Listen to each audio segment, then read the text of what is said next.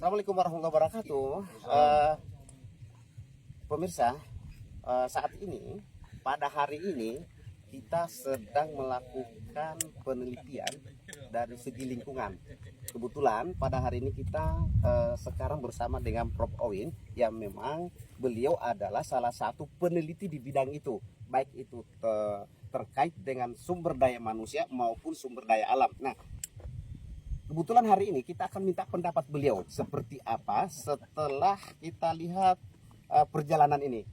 Mohon izin Prof. Ya, setelah kita melihat perjalanan ini, mohon Prof memberikan satu tanggapan seperti apa dan bagaimana yang terjadi di desa ini. Desa apa namanya Pak? Riang Adungan. Monggo Prof, silakan. Baik, terima kasih Pak Marwan. Assalamualaikum warahmatullahi wabarakatuh. Waalaikumsalam. Hari ini semacam pendidikan baru buat saya secara pribadi. Kami datang dari peneliti senior dari Asia University. Kemudian juga kami di Jakarta juga sebagai aktivis pengamat pembangunan, pemerintahan dan segala macam sampai ke masalah sumber daya alam dan manusia.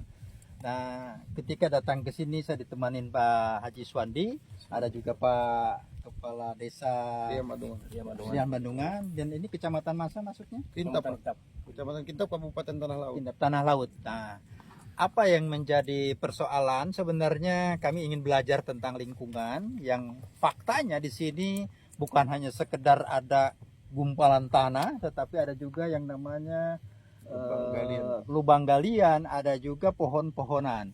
Ternyata Bapak Ibu sekalian, kalau pengen tahu sejarahnya, ini adalah limbah tanah yang diambil oleh sebuah perusahaan, boleh begitu kita katakan, dan ditumpukan ke dalam sebuah lokasi, dan ini adalah bagian dari hasilnya tanah itu.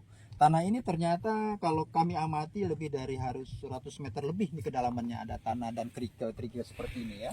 Jadi ini ada batu bara, ada juga apa namanya kriston dan lain sebagainya. Ini menandakan bahwa galian atau tanah ini berada di kedalaman lebih dari 100 meter, bisa jadi begitu. Kemudian kita bisa tengok di sebelah kanan kami ada yang namanya pohonan. Ada jumlah pohonan apa aja tuh Pak Haji Swandi?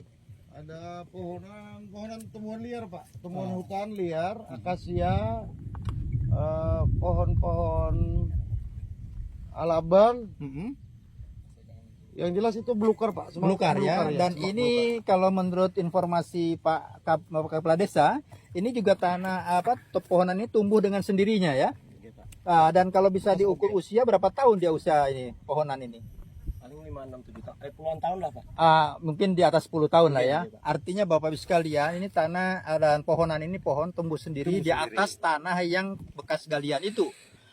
Ini cukup menarik buat kami. Pertama dari pengamat pembangunan, bahwa masyarakat di sini juga sekarang terinovasi, termotivasi untuk menghijaukan kembali, untuk membangun kembali tanah-tanah terlantar seperti kayak gini, dan Pak Haji Swandi mempelopori dengan cara melakukan penanaman kembali sawit gitu ya.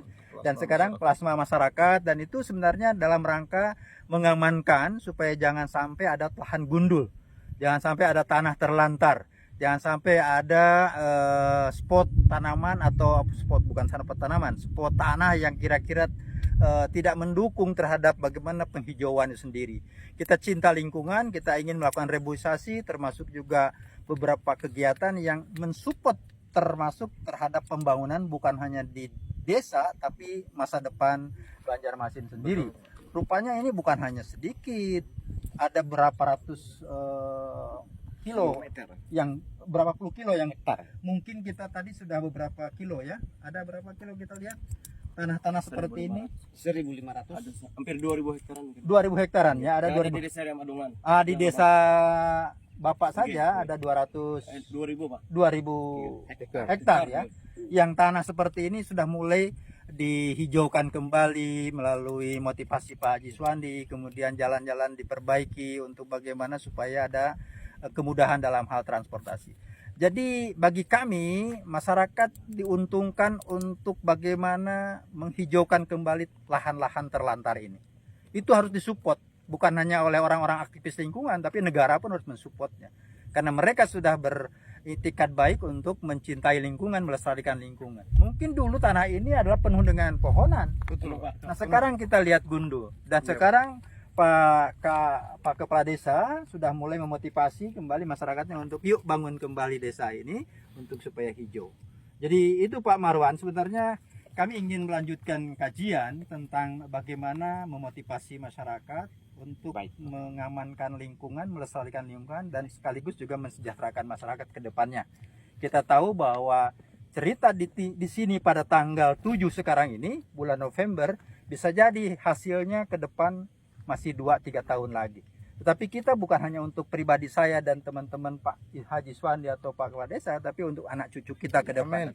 Begitu ya. Jadi ini yang motivasi kami datang jauh dari Jakarta, dan kami jujur memang orang kampus, orang akademisi, dan sekarang saya bekerja untuk ahli pembangunan di kementerian ya.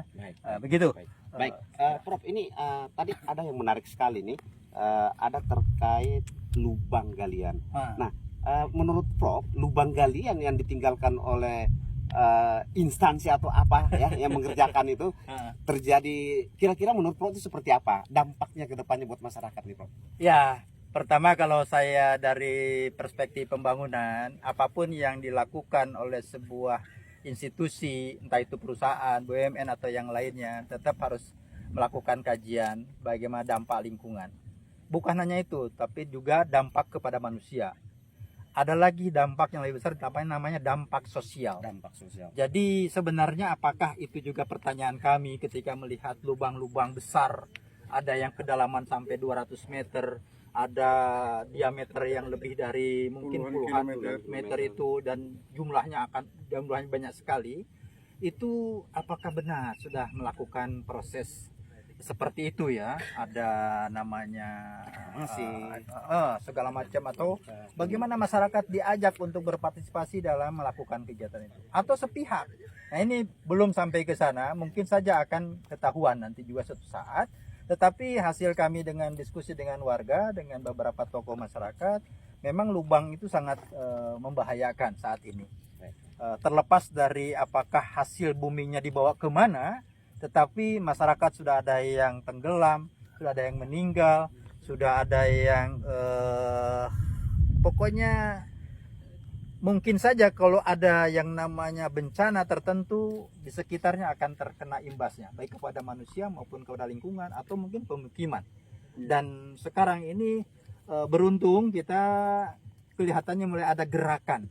Gerakan ini bukan gerakan bagaimana melawan sesuatu yang buruk, tetapi gerakan dimulai dengan ingin melakukan penanaman kembali, atau di sekitar bibir-bibir danau itu ingin dihijaukan, dimanfaatkan. Syukur kalau itu menghasilkan demi kesejahteraan masa depan.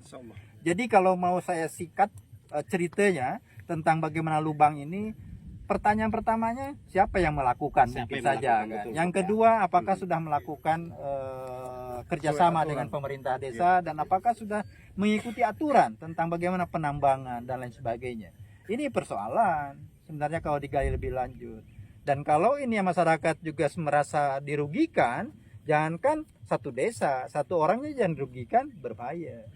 Satu jiwa saja yang dirugikan, itu ada hukum yang berbicara. Nah mungkin nanti sebagai aktivis LBH atau praktisi hukum akan berbicara itu nanti. Betul.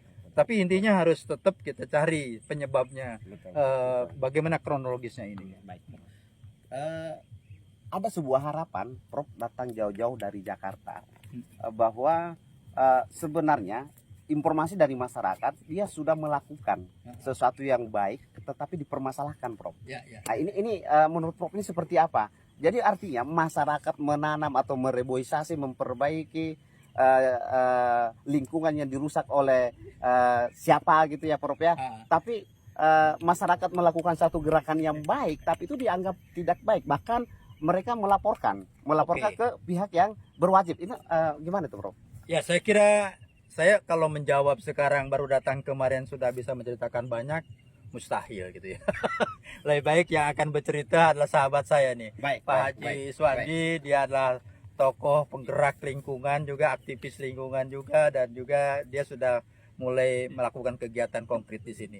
kami ingin cerita juga, mungkin ingin dengar juga Pak Haji bagaimana ini kondisi seperti ini sekarang dan bagaimana rencana ke depan Pak Haji. Ya, siap Pak Haji, silakan. Mungkin bisa diceritakan sedikit mengenai hal-hal apa yang dilakukan, kemudian timbul dipermasalahkan. Permasalahan apa? Tuntutan mereka apa? Sementara masyarakat melakukan sesuatu yang baik untuk kemaslahatan umat di masa yang akan datang. Monggo diceritakan Pak Haji. Terima kasih Pak Marwan, Pak Profesor, beserta tim semua yang tidak bisa saya sebutkan satu persatu, dan seluruh Bapak Kepala Desa beserta aparatur desanya. Berkaitan apa yang disampaikan oleh Pak Profesor, kami sangat apresiasi yang sangat tinggi berkaitan dengan pengamatan yang telah dilakukan atas hal yang terjadi di wilayah kami oleh aktivitas salah satu perusahaan di Kecamatan Kintap, Kabupaten Tanah Laut. Berkaitan tadi yang ditanyakan oleh dalam wawancara ini, pelaporan yang dilakukan oleh salah satu perusahaan, tim legal yang bersangkutan melaporkan kami berkaitan dengan pengerusakan, penyerobotan, dan pencurian. Seperti yang kita lihat, Pak Profesor sudah melihat secara langsung. Kalau kami dikatakan pengerusakan, penyerobotan, dan pencurian, kami tidak terima, Pak. Kalau kami dikatakan pengerusakan, justru hal sebaliknya lah yang telah akan kami lakukan dan sudah kami buktikan. Berkaitan kegiatan kemaslahatan yang tadinya tidak bermanfaat, akan bermanfaat untuk masyarakat melalui jalur plasma, dan kita naungi dengan nama koperasi, dan itu sudah melalui kesepakatan bersama, setidaknya untuk anak cucu kita ke depan. Tidak ada lagi anak yang putus sekolah. Itu harapan kita, kesejahteraan untuk masyarakat kita. Yang notabene-nya sebelumnya, seperti kita ketahui bersama bahwa kegiatan yang dilakukan oleh salah satu perusahaan di wilayah kami tersebut tidak ada membawa dampak positif terhadap lingkungan. Tidak ada dampak efek sosial yang bermanfaat terhadap kami secara langsung. Boleh kita lihat bersama-sama nanti ke desa Riam Adungan. Berkaitan dengan pencurian, hal apa yang sudah kita curi tidak ada. Tidak ada reklamasi yang dilakukan oleh salah satu perusahaan tersebut seperti yang sudah disaksikan oleh Pak Profesor dan tim, ya. Jadi tidak ada hal yang ditanam reklamasi apa, kami dibilang mencuri tanaman mereka apa, ini tidak ada. Pengerusakan kembali ke penyerobotan. Terakhir saya sampaikan, penyerobotan saya rasa tidak ada karena di atas tanah ini ada HGO, Pak. Hak guna usaha yang notabene-nya seharusnya tambang hanya lapisan dalam, batu bara yang digali, hak alas atasnya itu adalah hak HGO, Pak. Dan itu adalah program pemerintah untuk replanting, ya, untuk perkebunan masyarakat, untuk kesejahteraan masyarakat, untuk peternakan. Dari hasil eks tambang yang telah dilakukan yang kami anggap ini sangat merusak lingkungan dan merugikan kami, Pak. Dan berkaitan dengan galian tambang, kita akan buktikan, Pak. Ini akan menjadi suatu bencana yang akan datang bagi anak cucu kami. Dan tidak menutup kemungkinan, Pak, kalau ini jebol, Kintap akan tenggelam. Dan kami sangat tidak setuju kalau hal ini pemerintah tidak memperhatikan. Maka dari itu niat kami ingin memperbaiki, Pak, ingin memanfaatkan lahan tidur ini untuk kepentingan dan kesejahteraan masyarakat. Tidak ada untuk kekayaan, Pak. Itu intinya. Terima kasih. Karena hujan, kita nanti lanjut ke sesi berikutnya. Nanti masih ada lagi wawancara lain. Baik, kita kembali dulu.